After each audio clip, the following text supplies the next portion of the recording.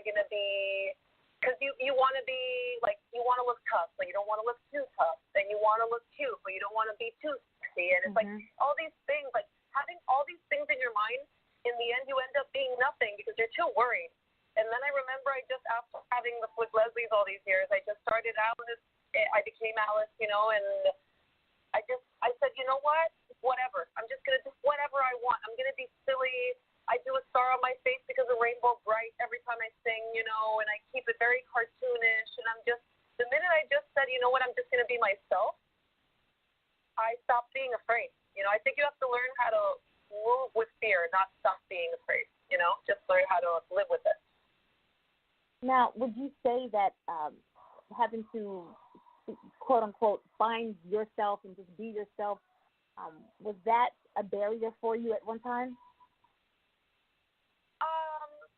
Well, maybe, especially because what I said, because of the bullying. Like, I've always been myself and been weak, and that's why I was an outcast. But, yeah, maybe it was a little bit of a barrier of actually letting people in, you know, and letting people know about your fears and your dreams and your desires. You're like, well, you know, you're afraid of putting it out there. But you realize after you talk to hundreds of people in your life that everybody is going through the same thing. Everybody's scared. Everybody wants a better life, you know. Everybody wants this impossible balance, you know, that we're all looking for. So yeah,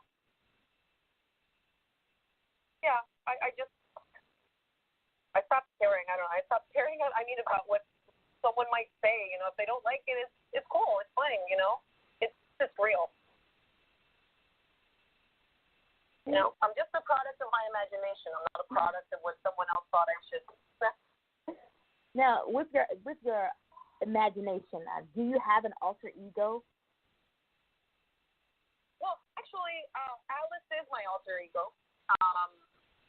And yeah, I created her, and I wanted her aesthetic and her everything to be fearless. You know, I needed her to be fearless, so I wasn't afraid anymore. My alter ego was this super, like, it's like I want to be like a drag superhero. That's kind of like the deal, you know. Always be mixing it up with the wigs and the style and the shoes and just being very outrageous, but at the same time be a voice for women like me, women who sing, and anyone who wants to take on anything, you know. And Alice, the name is actually my story, because of my dad, I came from a cartoon background, and my favorite cartoon is Alice in Wonderland. And my favorite band, because I come from rock, is Alice in Chains, so I united those two Alices, and I kept an I from each world. So that's why it's Alice with two eyes. That's why it's two eyes. Exactly. Yes. So Alice is basically my story. It's hidden within the name. You know, my whole background is hidden within my alter ego name. Yeah. Amazing. You talked about Glory. What was the inspiration behind writing that? Glory was actually the first song I wrote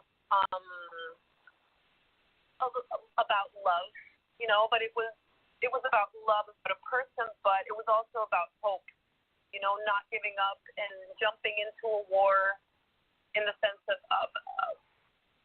not being afraid of chaos and just jumping into something and defending yourself and defending the people that you love and that person that you love, and it's just about hope and love. Yeah, it's a really honest song that I wrote. I wrote it in Brazil, and I had a very intense romance back then, and it was basically just a song about hope and belief, and he was afraid and I was afraid, and I was just like, I'm going to write this to just encourage us both and just to jump in, you know, 2 feet in, not test the water first, and just be brave. So that's what Glory's about. Well, we hope that Glory inspires some other new loves out there. Oh, totally. We're going to play that now. This is Glory by Alice. Awesome.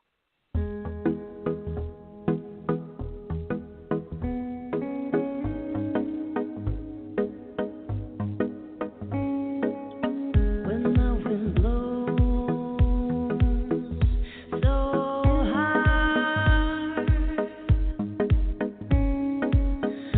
there's no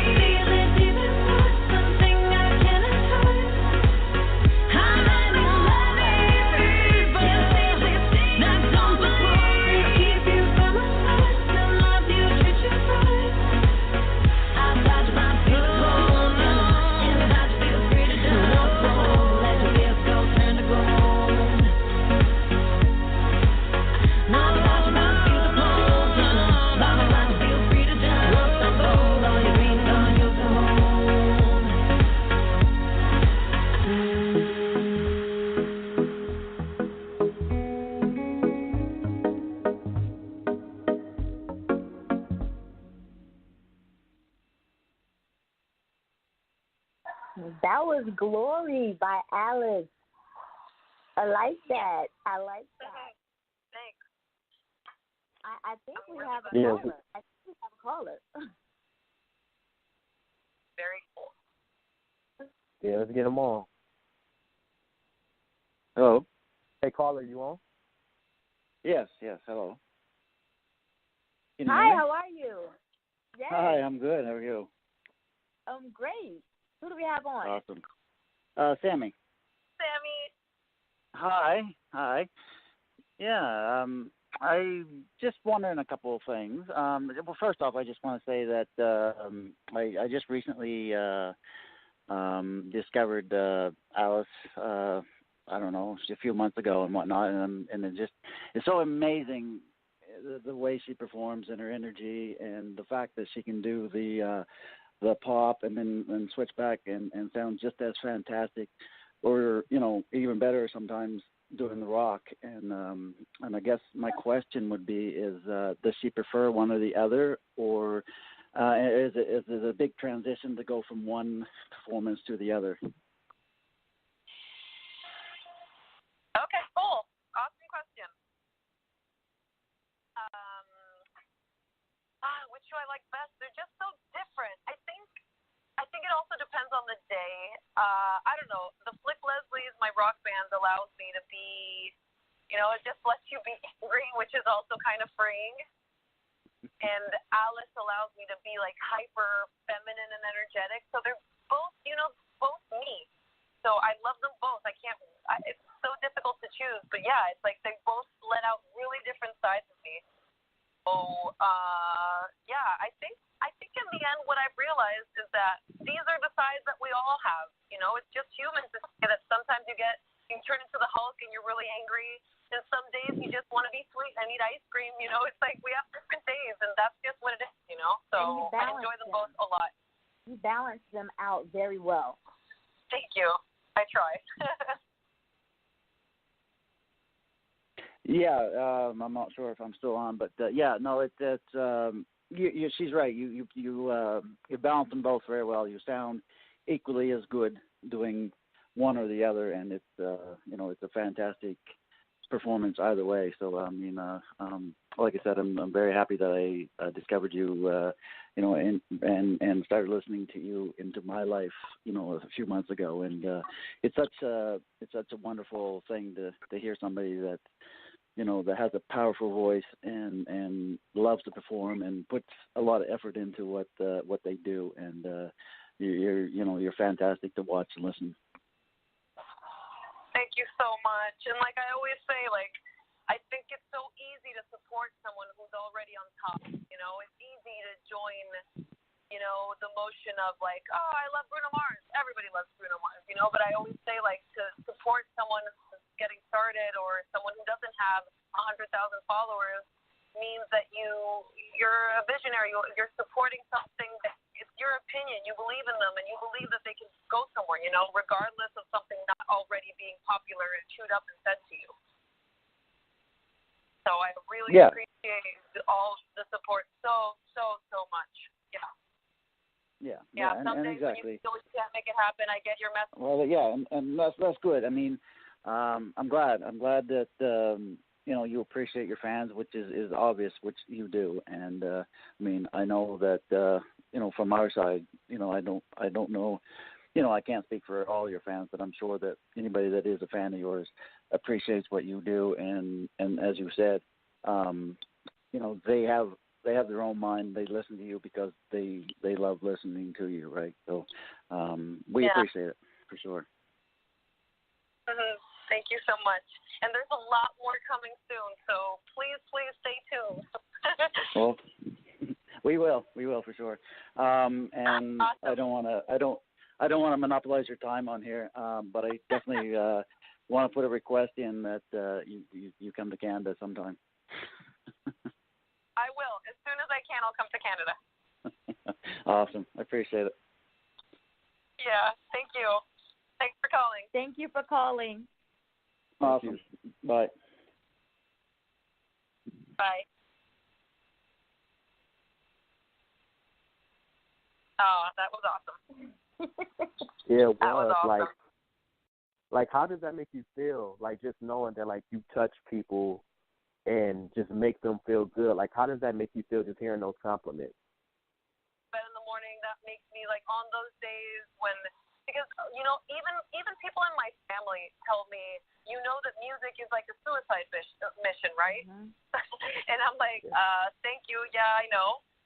And people support and people just tell you, oh my God, we want to hear more, and we're so entertained by, like, the pictures and the stories and the lyrics, and when people connect, it's just, it makes you want to keep going. It makes you believe. It makes you think, like, okay, if I can connect with 10 people, I can connect with 50. And if 50 people like it, they'll tell other people. You know, I need it to be word of mouth in the end, because a friend who worked in marketing even told me, like, he said, there's two ways to do it. You either have a huge budget and you're on the sides of buses and stuff and you can be everywhere because you have the money, or it all needs to be word of mouth and you need to put it on the fans. Exactly. So, That's yeah, so it's like, I was like, okay, so I can't opt to option A because there's no money. So let's do door number 2, please.